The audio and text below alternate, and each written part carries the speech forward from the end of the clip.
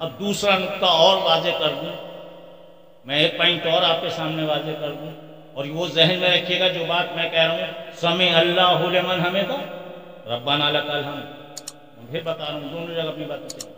ہاں حقیقت ہے کہ میلادوں میں آپ نے یہ سنا ہے کہ عرب بڑا جاہل تھا، عرب میں بچیوں کو دفن کر دیتے تھے۔ یہ کمزور روایت ہے، یہ بہت کمزور روایت ہے۔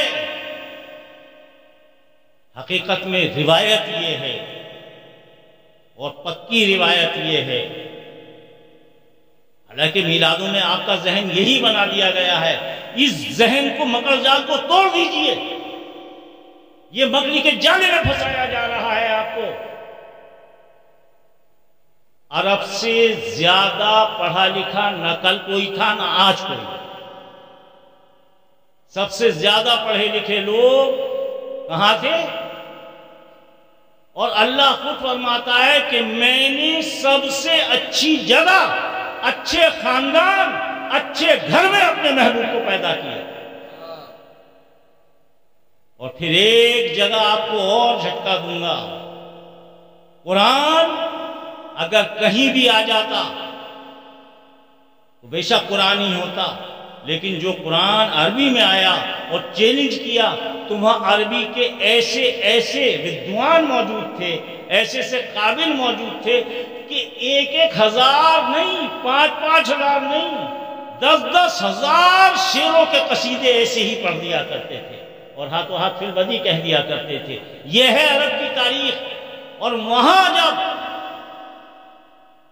عربوں نے یہ کہا تھا کہ ہمیں لگتا ہے کہ یہ رسول اللہ اپنی طرف سے یہ کلام پیش کر رہے ہیں، تو اللہ نے ایک سورہ جسے مکے میں لٹکایا گیا، مکے کی دیوار پہ، اور وہ سورہ کیا تھی؟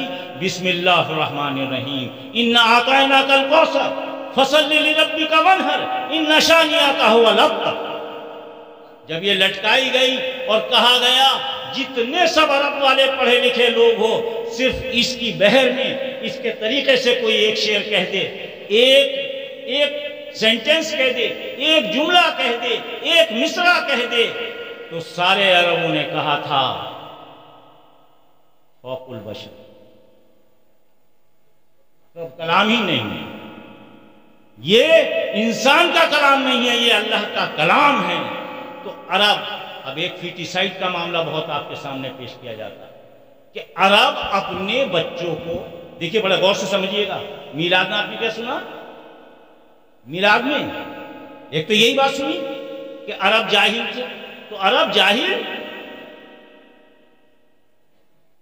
جی اچھا آپ نے ہمیں تو منسوخ کر دیا، عام میلاد کی بات کریں۔ عام میلاد میں، میلاد کی محفلوں میں، ماجد بھائی تو خیر پڑھے لکھے آدمی ہیں، مطلب آپ لوگوں کا بستہ بھی بہت پڑھا لکھا ہے ماشاءاللہ، وہ تو ہاں بے شک، اور وہ نسبت بھی اسی خانوادے سے ہے، اور آپ کی نسبت بھی اسی خانوادے سے ہے۔ تو میں یہ عرض کر رہا تھا ایک چیز اور فیٹیسائڈ، یعنی بچیوں کو جس کے ہاں بچی پیدا ہوتی تھی، آپ نے سنا ہوگا، انہیں فوراً گلے میں داب دیا کرتے، مار دیا کرتے تھے۔ اس سے بڑا جھوٹ نہیں ہو سکتا، اس سے بڑا جھوٹ جو ہمارے ذہنوں میں ڈال دیا گیا۔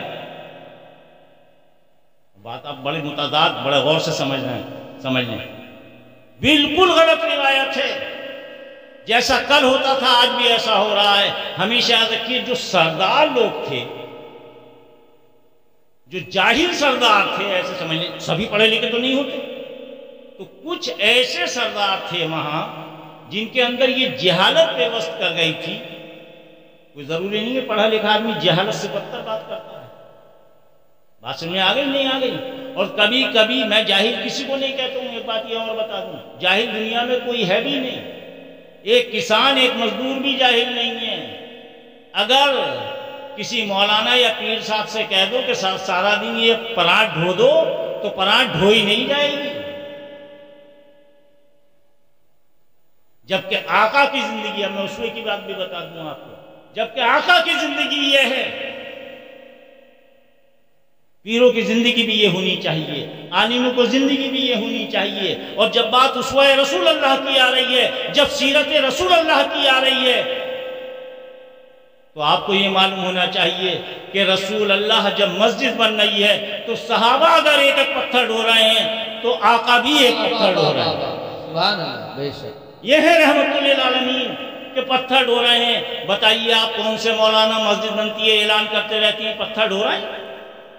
جب تک ہم یہ کردار پیش نہیں کریں گے ہم غلام مصطفیٰ کہلانے کے مستحق نہیں ہیں۔ غلام مصطفیٰ اگر بننا ہے تو اسٹیج کی زینت جہاں ہم بنتے ہیں وہاں ہمیں مسجد میں پتھر بھی اٹھا کے دینے چاہیے، وہاں اینٹیں بھی اٹھا کے دینی چاہیے۔ ہم اعلان کرتے رہتے ہیں کرتا جھاڑتے ہوئے، فلاں گھر سے فلاں نہیں آیا، فلاں گھر سے پیسہ نہیں آیا، جبکہ آقا کیا کر رہے ہیں کہ خود ایک پتھر اٹھا کے دے رہے ہیں۔